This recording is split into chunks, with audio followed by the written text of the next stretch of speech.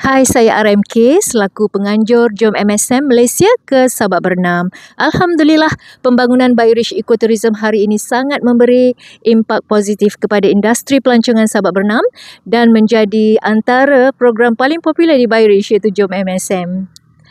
Dan Bioreach bukan sahaja sebagai salah satu daya tarik pelancongan PKS tetapi juga memberi kesan luar biasa kepada ekonomi usahawan Bioreach seluruh Malaysia, dan dengan perjuangan membasmi kemiskinan dan membasmi penyakit dengan pengeluaran produk-produk kesihatan yang terbaik satu Nusantara.